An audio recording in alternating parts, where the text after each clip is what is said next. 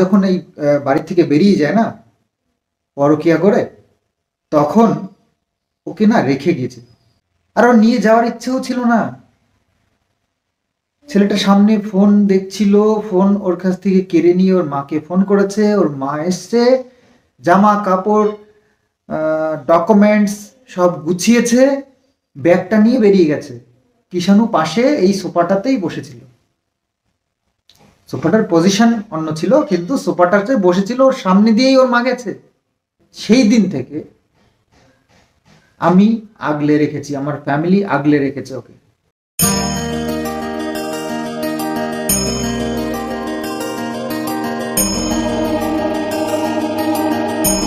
কয়েকটা কথা তোমাদের সঙ্গে বলার আছে আমার, তো সেই কথাগুলোই বলবার জন্য এন্ডিংয়ে বসলাম। তো দেখো, যেটা বলতে বসলাম সেটা হচ্ছে গিয়ে,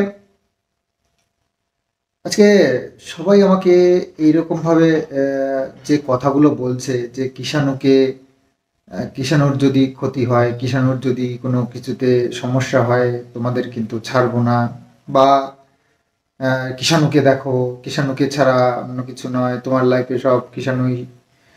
তো আমি বলি, এই যে যে তোমরা কথাগুলো বলছো, এর কি প্রুফ পেয়েছো যে কিষাণুকে আমরা অযত্ন করছি?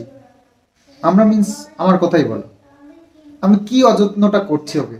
এরকম কোনো প্রুফ পেয়েছো বা এরকম কিছু দেখেছো যে ওর অযত্ন হচ্ছে?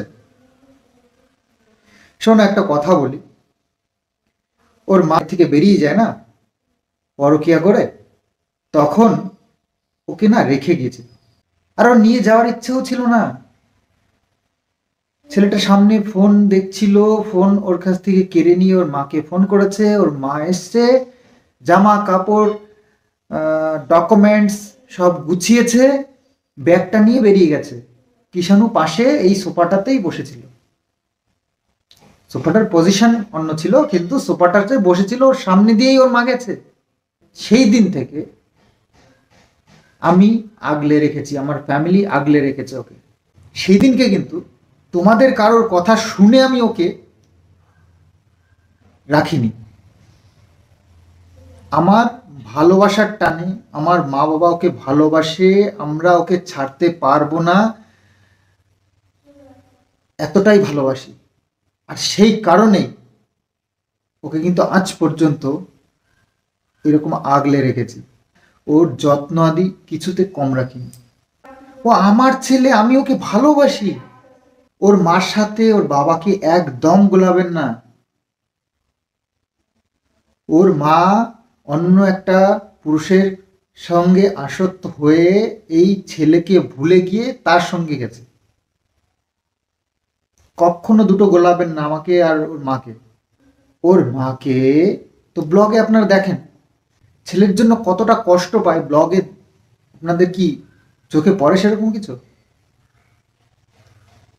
কন্টিনিউ ফুর্তি করে বেড়াচ্ছে। কদিন আগেই দেখলেন তার বয়ফ্রেন্ডের সঙ্গে ঘুরতে গেছে 8-10 দিনের ট্যুরে। তো তাকিয়ে গিয়ে বলুন প্লিজ, যেখানে মানুষ নরম পায় সেখানেই দাবানোর চেষ্টা করে। আমি ছেলেটাকে এত যত্ন করে রাখছি, তো আমাকেই উল্টো ছেলের কিছু হলে এই ওই, ছেলের যেন ক্ষতি না হয়, ছেলের যেন যত্ন হয়, ছেলের যেন, তোমার ফার্স্ট প্রায়োরিটি ছেলে। ও যে আমার ফার্স্ট প্রায়োরিটি আমি খুব ভালো করে জানি, আর সেভাবেই ওকে মানুষ করছে।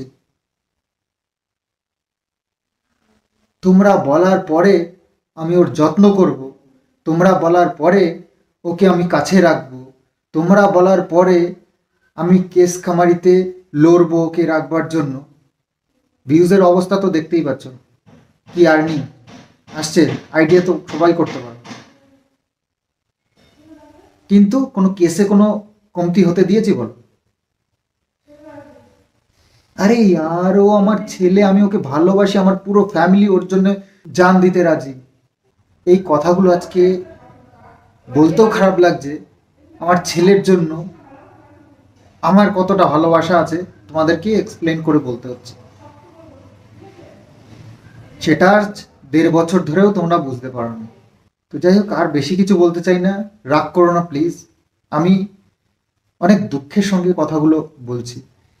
অনেক কষ্ট লাগে তোমাদের এই কমেন্টসগুলো পেলে, এই কিছু মানুষের ভিডিও দেখে আমাকে আজকে জাজ করছে। আমি আজকে খারাপ হয়ে গেছি, আমি ছেলেকে দেখছি না, আমি ছেলেকে ইম্পর্টেন্ট দিচ্ছি না। কেন ভাই, কি দেখেছো তোমরা? কি এমন দেখেছো আর কি প্রুফ পেয়েছো আমাকে একটু বলবে প্লিজ? প্রুফটা কি পেয়েছো? আজকে আমার ভিউয়ার্সদেরকে আমার বিরুদ্ধেই ভড়কাচ্ছে। তো আমি কারোর পার্টিকুলার নাম তো নিয়ে নিই, তবে যারা করছে তারা ঠিক বুঝতে পারবে, আর বুঝতে পেরে তখন আমাকে অ্যাটাক করবে। তো কোনো আসে যায় না, কে উদ্বাস্তব একজন এসে ইউটিউবে ফালতু ফালতু বকে গেল, সেটা নিয়ে আমাকে অ্যাটাক করছে মানুষ, আমাকে জাজ করতে শুরু করে দিয়েছে। কে ভাই সে? কে? তোমাদের কোনো রিলেটিভ, না তোমাদের কোনো জান পাইচান বলা কেউ? কে সে? আমার নাম নিয়ে তো হাজার জন ভিডিও ভিডিও করছে। সোশ্যাল মিডিয়ায় আছি ভাই, চর্চা হবেই, কমন সেন্স, এটা আমি সব জানি, সেভাবেই চলছে। ভাই কাকে কাকে বারণ করব আমি? আমার ছবি নেবে না, আমার ফটো ইউজ করবে না, আমার নাম ইউজ করবে না, কাকে কাকে বলবো?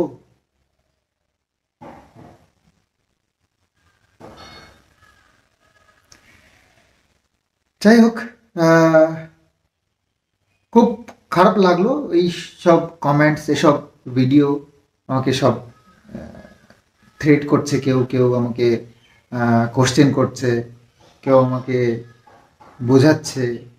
তো সবাইকে সবার জন্যই বললাম, এত কিছু করার পরেও যখন বদনামটা নিতে হয় না, তখন এরকমই একটা সিচুয়েশন আসে যেখানে সামলানো যায় না। তো সেই কষ্টের কারণেই, দুঃখের কারণেই একটু বলেই ফেললাম দুটো কথা আমার এক দিদির জন্য। তো আমার এক দিদি আমাকে খুব বকাবকি করেছে আজকে। আমার মার কথা শুনিনি, আমার মাকে বলেছি আমি পুষ্পা টু ওই স্টাইলটাই করতে চাইছি, যেহেতু পুষ্পা টু রিলিজ হয়ে গেছে। তো সেই জন্যে যে সিনেমা দেখতে যাব, ওর মতো একটু স্টাইল করে যাব, ভালো লাগবে। না অ্যাকচুয়ালি শখ করেছে তাই করেছি। এবার পুষ্পা টু, অ্যাকচুয়ালি দাড়িটা কিন্তু পুষ্পা টুর যে অ্যাক্টারটা তার মতন নয়, আলু অর্জুন তার মতন নয়। তো এই কথার কথা মাকে একটু বোঝানো বললাম, তাই। তো মা বেশ বকাবকি করলো। আমার দিদি ভিডিওতে বেশ আমাকেও খুব সুন্দর করে বকাবকি করলো। তো খুব ভালো লাগলো, মা বকেছে তাতে কোনো মাইন্ড করিনি, তোমরা বকবে তাতেও কোনো মাইন্ড করবো না। কিন্তু একটা জিনিস ভাবো, দেখো আলু অর্জুন যে অ্যাক্টিংটা করছে না, আলু অর্জুন নিজেও কিন্তু ওই ক্যারেক্টারের নয়, তাই না? ও একটা অ্যাক্টিং করছে। তো সেটা দেখে আমার একটু ভালো লেগেছে, তাই আমি যদি রাখতে চাই, দোষটা কোথায়? আজকে ভালো লাগছে রেখেছি, কালকে ভালো লাগবে না কেটে ফেলবো, কোনো ক্রাইম তো করছে না, তাই না? তোমরা এত বড় একটা শহরে থাকো, কলকাতাতে একদম সিটিতে, তো তোমরা যদি এই ধরনের কথা বলো, তা আমরা কোথায় যাই বলো? বলো। আজকে কলকাতা বলো, যে কোনো বড় বড় শহরে দেখো, শহরের মেয়েরা ছেলেরা কত রকমের style, hair colour, hair cut কত রকমের করে, ট্যাটো, এইসবগুলো করছে। সব কি তার বাবা মারা সাথ দিচ্ছে বলো? দিচ্ছে না তো। সবার বাবা মা তাদেরকে সাপোর্ট করে না, তাদেরকে বলে না যে এগুলো করে আসো, এই স্টাইলগুলো করো, তবুও তো করে। শখ করেছে করেছে, তার আমি এমন কিছু উটকো সাজ করিনি যাতে করে সবাই মিলে এভাবে আমাকে বলবে। শীতকাল পড়েছে, আমি প্রচণ্ড গরম, গরম ভয় পাই আমি, মানে প্রচণ্ড গরম লাগে আমার। তো সেই কারণে আমার চুলও ছোট ছোট করে কেটে ফেলি গরমের দিন। তো শীত পড়েছে তাই শখ করলে আমার প্রত্যেকটা বন্ধুর দাঁড়িয়ে আছে, আর বেশ এরকমই শেপের। তো আমিও ভাবলাম যে চলো বন্ধুদের সঙ্গে একটু সাথ মেলানো যাক। তাদের সঙ্গে সামনে একটা ট্যুরের প্ল্যান আছে, যাব সবাই সঙ্গে। তো সেখানে দোষটা কি হয়েছে ভাই? গরম, এই গরম পড়ার আগে আগে আবার কেটেও ফেলবো আবার। এরকমই প্ল্যান। তো কদিনের জন্য নয় করলাম, এতও কেন বকাবকি করছো? মা বাবা তো সাথ দেবেই না, তারা একেবারে গ্রাম্য পরিবেশে আহ, আহ, ছোটবেলার থেকে, না মা শহরের পরিবেশে, কিন্তু যখন শহর থেকে এসছে তখন এতটাও আপডেট ছিল না শহর। তো যাই হোক, গ্রাম্য পরিবেশে তারা ইয়ে হয়েছে। এখন আহ, যুগটা একটু পাল্টেছে, গ্রামের ছেলেরাও এখন, গ্রামের মেয়েরাও এখন শহরের সাথে তাল মিলিয়ে চলতে চেষ্টা করে। তো সেখানে আমি না একটু করলাম স্টাইল কিছুদিনের জন্য, একটু লুকটা চেঞ্জ করে নিজে যদি একটু খুশি থাকি, দোষটা কোথায়? তো যাই হোক, তবে দিদির কথায় আমি রাগ করিনি, জাস্ট মাকে যেমন বুঝিয়েছি তোমাদেরকেও বললাম।